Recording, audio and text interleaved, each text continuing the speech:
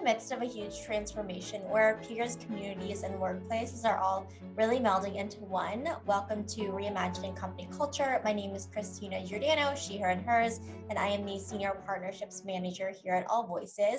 Today, I'm super excited to welcome our next guest onto the interview series, Wema Hoover. She is the Global Diversity, Equity, and Inclusion Leader, CEO, Board Advisor, and former Global Head of Diversity, Equity, and Inclusion at Google. Thank you so much for being here. If you want to share a little bit about yourself for our listeners, including your pronouns, and when you were younger, do you remember how exactly you answered the question, what do you want to be when you grow up? Yes, absolutely. Well, thank you first for inviting me here. And it's so great to talk to you. I saw your other podcast and you're just doing great work. My name is Wema Hoover. My pronouns are she, her, and hers. It's funny, when I grew up, my career goal shifted from being a babysitter to being an attorney to being in the mental health field. And I think I kind of landed in a sweet spot with my career now, being in diversity, equity, inclusion, because it touches all of those components. Right now, you're touching on psychological safety, you're touching on the mental health and well-being, and you're touching on advocacy and support of people. So I feel like, my younger self knew exactly where I would be. I love that. I always think it's interesting to see kind of where we think we would be, the foundation of our dreams. And you're right, kind of the common thread of where you are today. And I have a lot of questions about your experience and where you see kind of the industry going as well.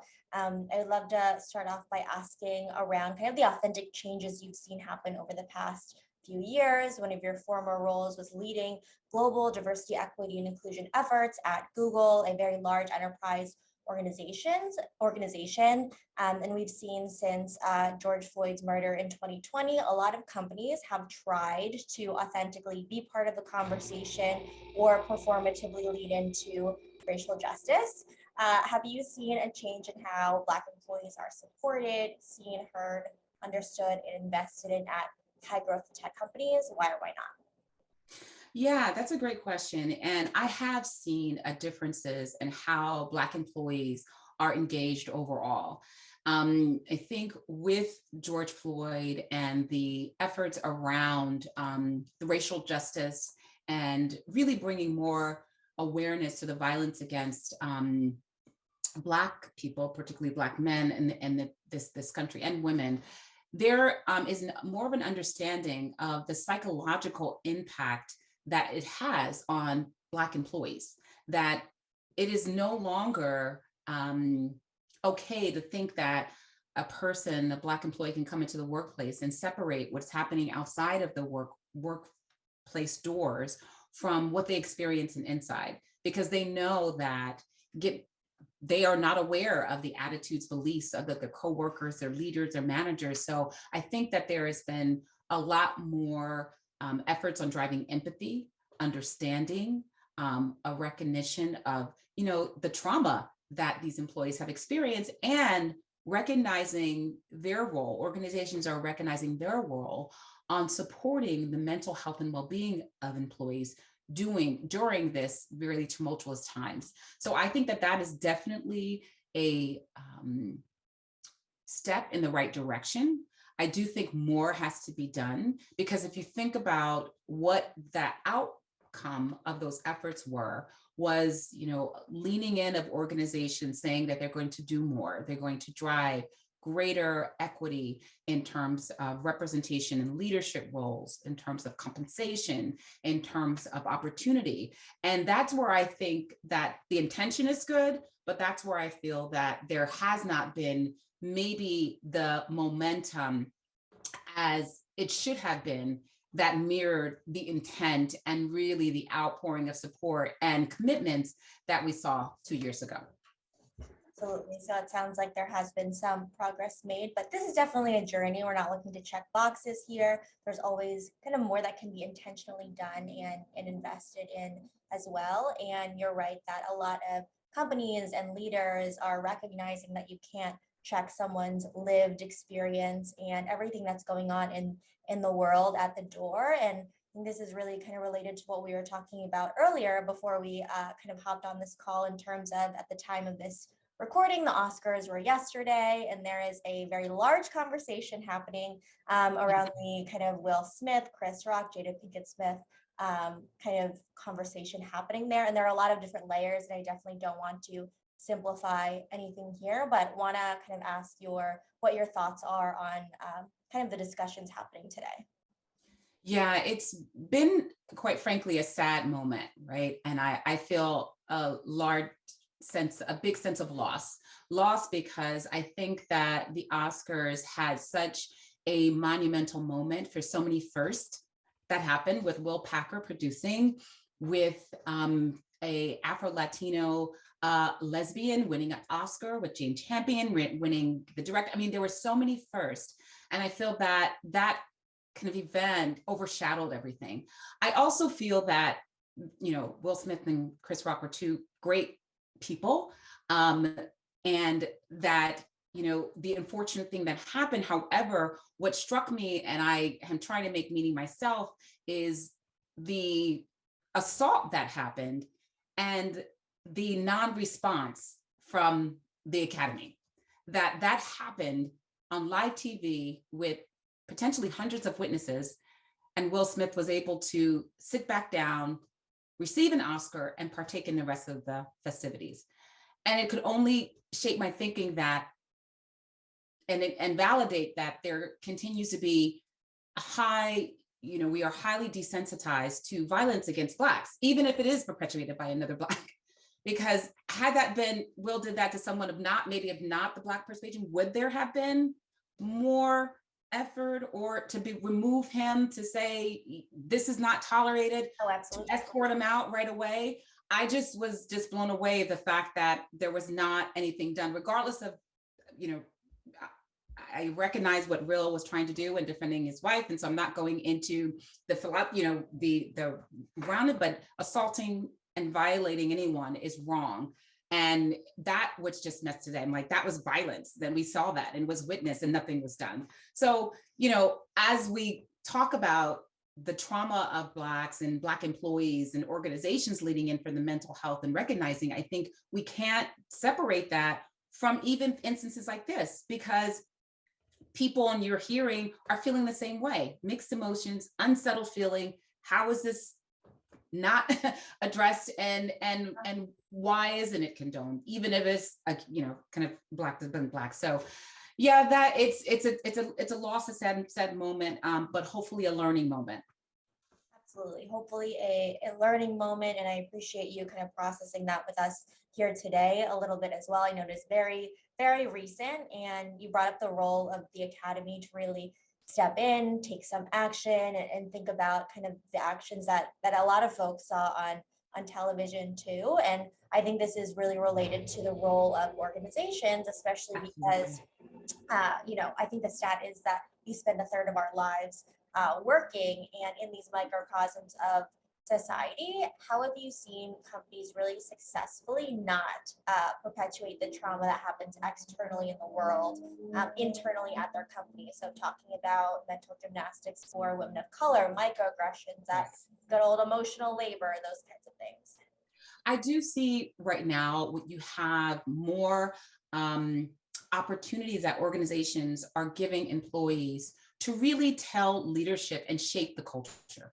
You hear more employee resource groups are now having a direct impact on the business, doing outreach and saying, if we want to make a difference, we need to stand behind our values. We need to stand behind our commitment to diversity, equity, inclusion, and really show proof and evidence of that.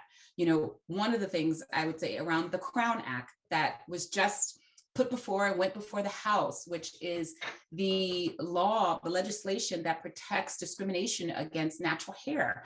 I thought that was a wonderful thing that came about to really address discrimination, but also bring organizations in to say, how are you not only rallying around this, but using this as a standard for inclusion? using this to set the tone of expectations of leaders and managers, employees, and how they interact and what is acceptable and non-acceptable behaviors. And then using that to influence legislations in a state and federal level. So I see more of that opportunity for employees to be activists in a way that supports and aligns with the mission, vision, and values of the organizations. And I think that the organizations are better for it.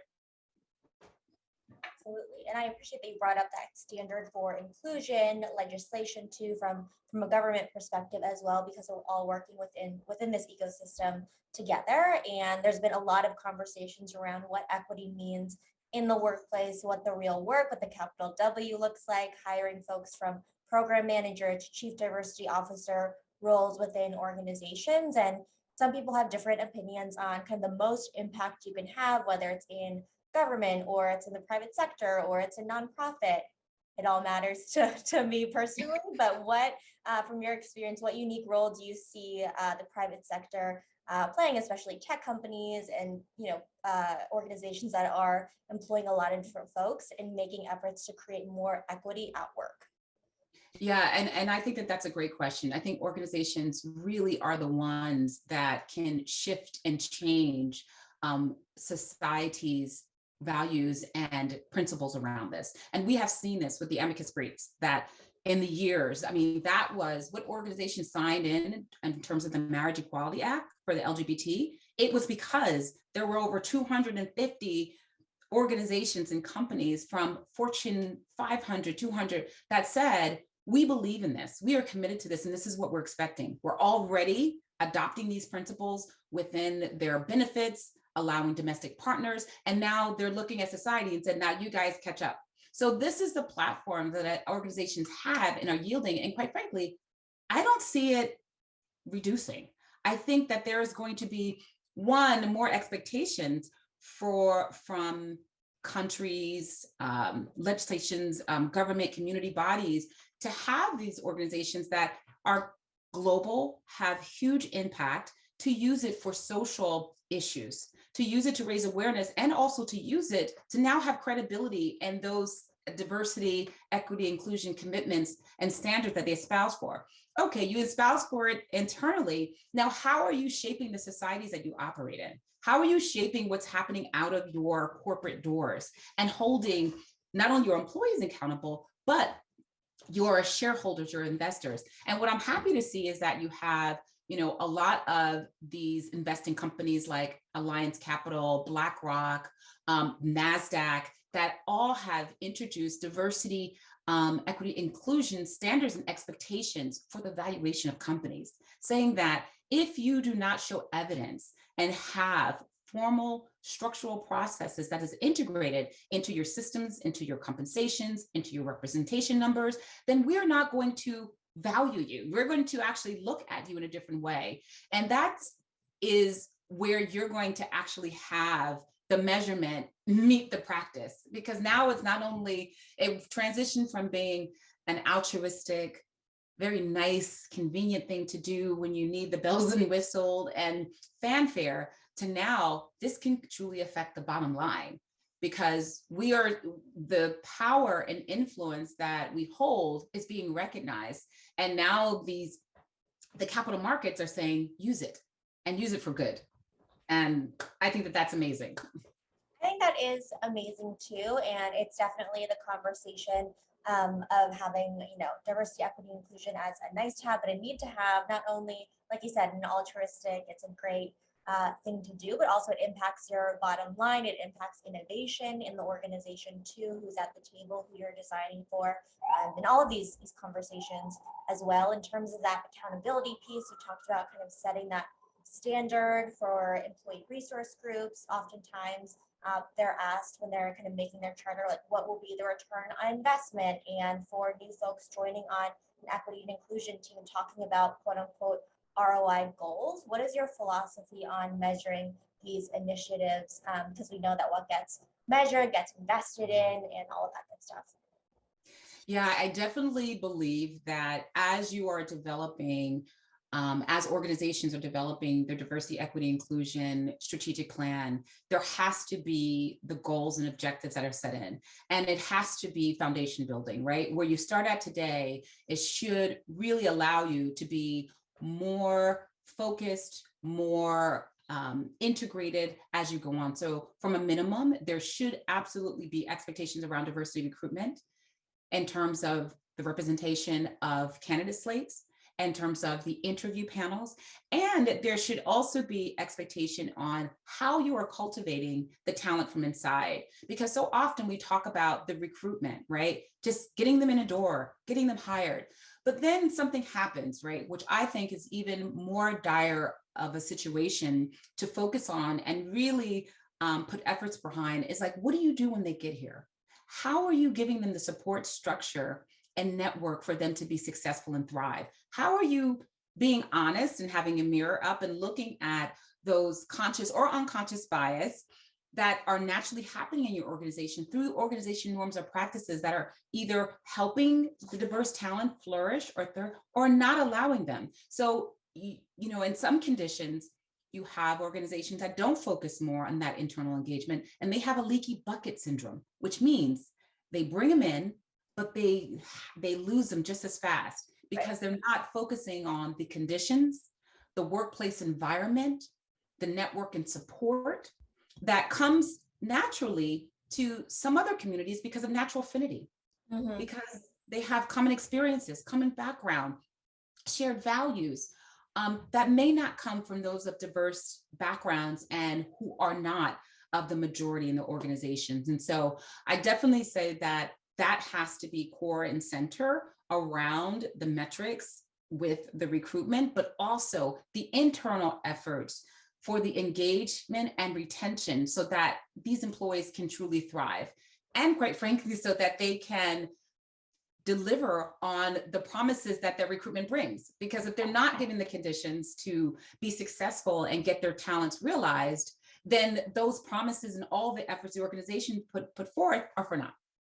Absolutely. How are you investing in people to stay? Why would they want to stay in this environment if you're not investing in them as people and the career development too? How do we solve this leaky bucket problem too? Because you're right, a lot of folks are talking about pipeline and getting people in the door, but it's just as important to think about that whole life cycle effect too in terms of employee experience. And we're talking about equity and inclusion. I know it's important to be specific about who and really what we're talking about. So for internal career development, I'd love to ask kind of what examples or what does it look like in practice to really see companies invest in their career development of Black and Latino talent, because we know that these historically marginalized groups have been blocked from many areas of society throughout history, but corporate America is no exception.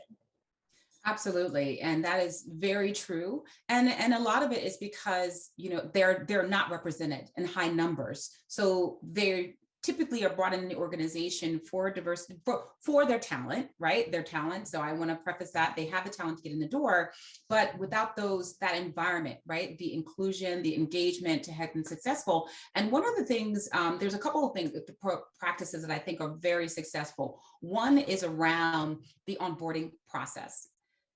Really having high touch intervention to cultivate those relationships for the people coming in the door, particularly at the more senior levels, because the research shows that people, diverse and underrepresented communities, when they come into corporate organizations, the higher they come in, are recruited, is the shorter their tenure. So the higher you come in is literally correlates to the shorter tenure you have, because it's more difficult for you to navigate, understand the unwritten rules, really figure out how to get things done without having that cultivation and the engagement. So I think one is the onboarding, successful, high touch, pairing with mentors, pairing with sponsors immediately. The second piece of that along those lines is really to have even peer mentors or peer buddies, if you will, not even mentors, but buddies, to say, this is the culture, this is the organization, this is how things really get done.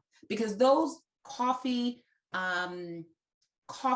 connections and clutch conversations those lunches that are just, again, made and connections made by affinity may not happen naturally. So how do you create those relationships and opportunities for that critical and salient information to be passed so people can be successful?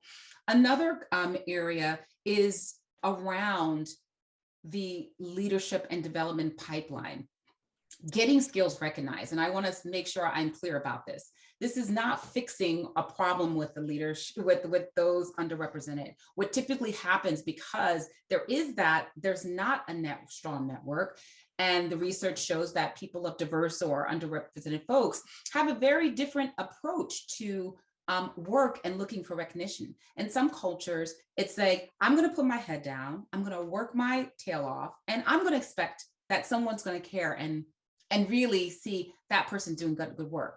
When we know that is not the recipe for success. It's not only what you do, but how do you get your work recognized? How do you get it to be seen as value? How do you get someone to speak about it when you're not in the room and to advocate?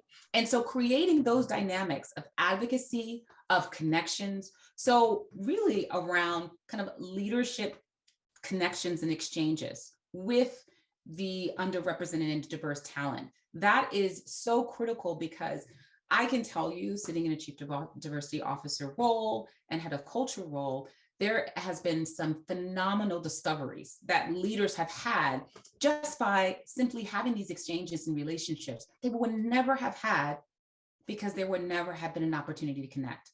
So facilitating that and understanding that this is not a charity, this is from research and facts and statistics that are known and understood, that you are applying to the development and to your leadership pipeline approach is so critical.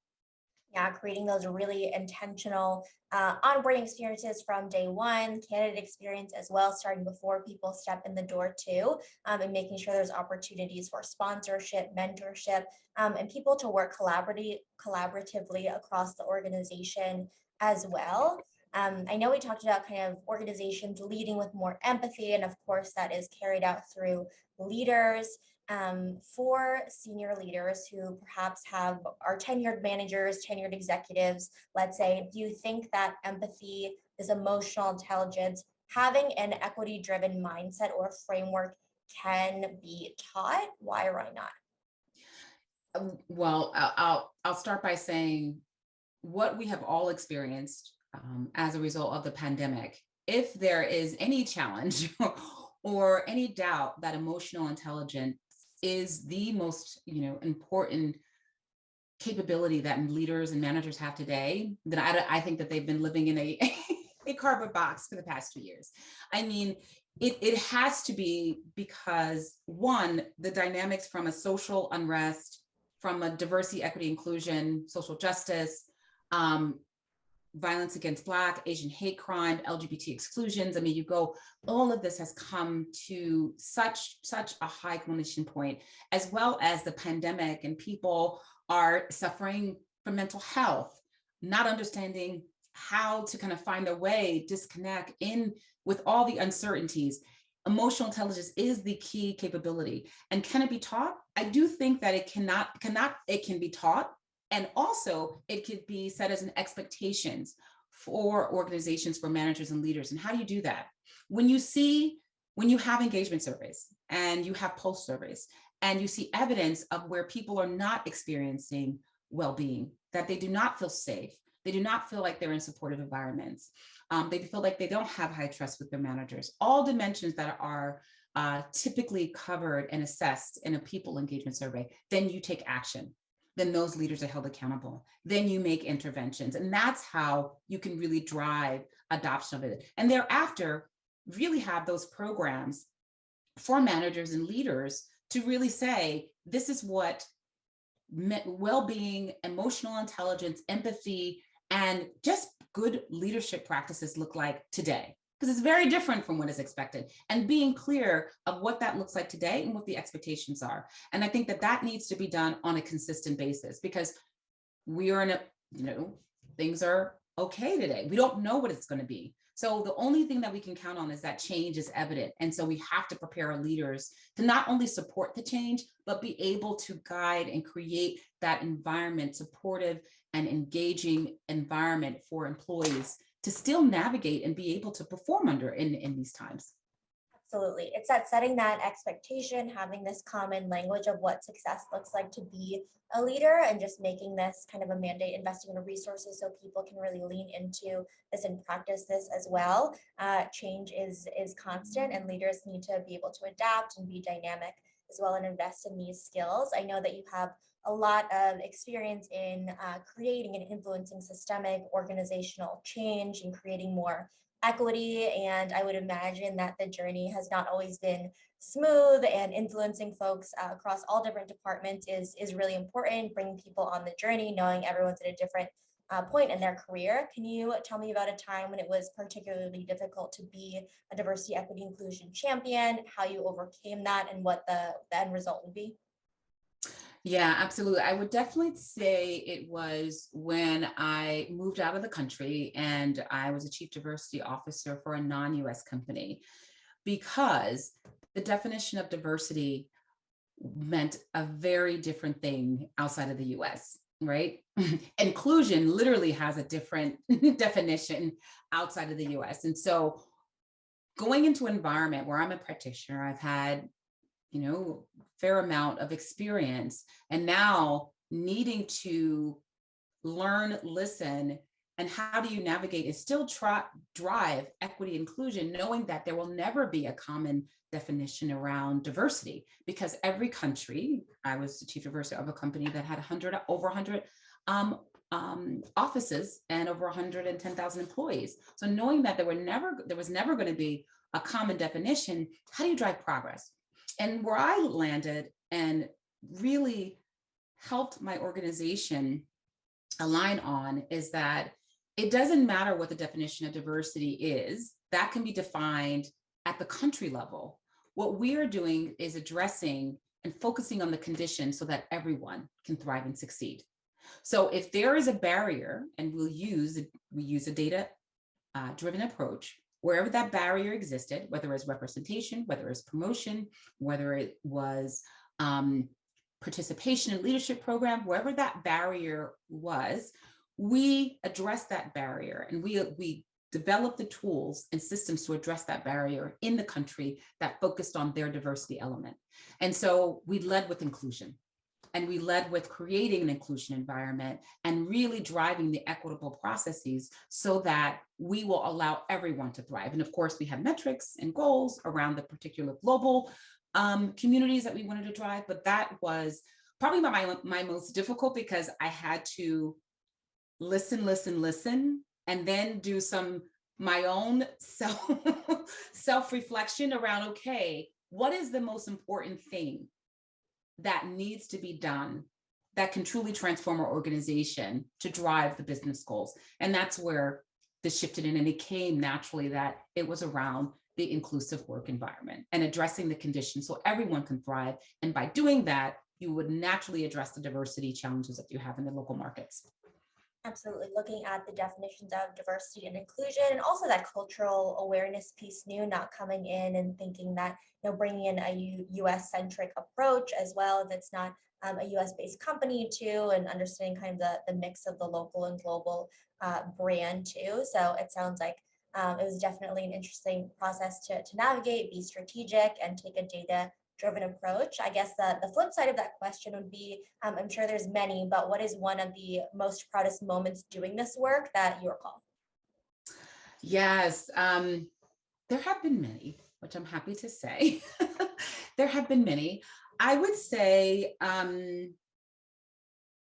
one of my proudest moment is when in one of my roles, I was able to influence the organization and the board to adopt the first commitment to a diversity goal metric for the organization.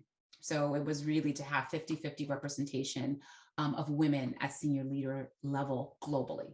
And this was huge.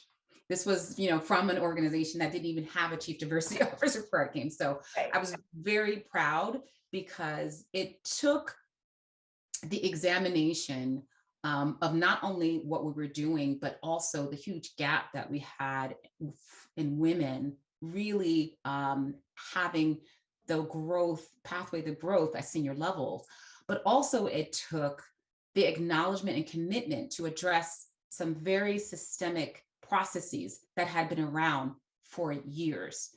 Processes with regard to relocating to another country for a more senior role, processes regarding a global flexible work approach so that we will be able to have people work across different time zones and not be constricted to be able to promoting processes regarding family leave and increasing paternity leave so that we will allow women and their partners to be able to have the same benefit so that it wouldn't hinder their career progression. So it was a hard look at things that had been tried and true and felt very comfortable to really shifting to some discomfort and some challenges in work that the countries had to do to adopt, but all with the intent and purpose of really addressing, again, the conditions that allowed us to create that inclusive environment and address those barriers that existed in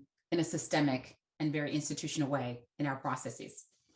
I think that's a really good example of systemic change that you made as a leader, as an individual too, because I think when we're having these conversations, it's really important to talk about what we can start doing tomorrow and then the impact that these kind of policies and initiatives will change in programs in companies as well for years to come. And we're seeing a lot of organizations kind of be dynamic in their company culture, lean into change, test things based on feedback, iterate again, either with folks that you work with on a regular basis or just out in the world. Is there something really progressive or exciting that stands out in kind of equity or just the talent world in general that that you would want to share?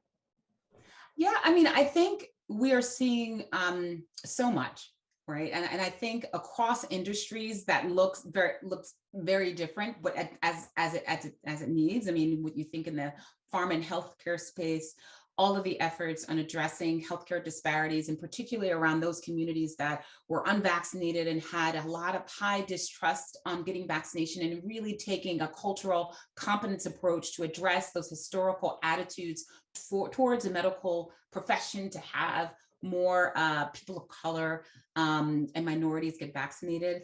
You see within the technology space, I mean, at last night at the Oscars, Google actually launched, and part of their Pixel, they're looking at different tones. The camera picks up different tones so that if you're taking a picture, it'll pick up a dark skin tone and a medium tone, and you still feel beautiful. Like you don't have those pictures where, because the shadow is a certain way, that if you're, brown skin or you're just faded out, right? And you also see like some of the consumer products companies do amazing things. And I know this because within our network, we talk about this, like the credit card companies are now allowing people of a transgender or like to put what they want to be known as, put their pronoun on their cards. I think it's amazing. It's amazing. And so it is, now you're seeing the transition from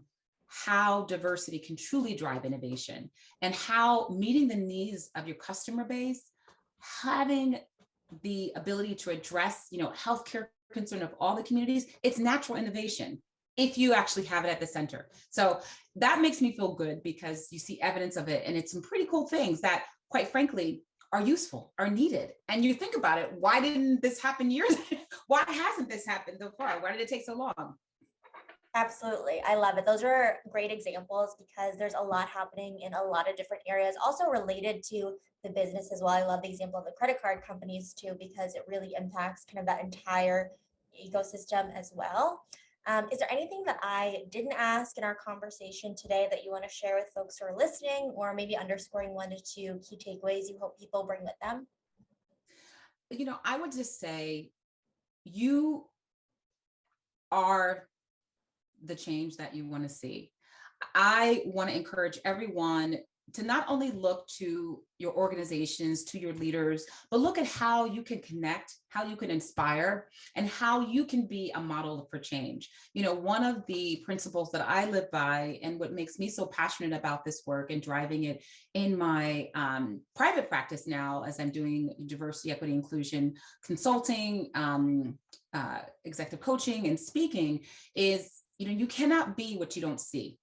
Representation truly does matter. So where you can be a voice, where you can be a light, where you can be a beam, and really show evidence of why it's necessary to have someone like you, right? And have that and really use that as a platform to engage and educate. And I think that that's what we need now. Use the education, use the engagement, so that then you can transition into this is how the fabric of how we operate every day. Right? Because those innovations are going to come naturally because you're thinking about everyone, right? All the needs, all the differences at the center of the work that you're driving. So that's what I would love to leave with everyone. And my wish is to really the transformative efforts that we're driving in diversity. Really change. I think that is a great call to action to end on. Thank you so much for being on Reimagining Company Culture. I really enjoyed our conversation today. Likewise. Thank you so much, Christina, for all the work you're doing. Thank you, of course. And as a reminder for folks who are listening on AllVoices, we really believe in employees being seen, heard, and understood. And we know that is integral for the success of the organization overall. Have a great rest of your afternoon, everyone.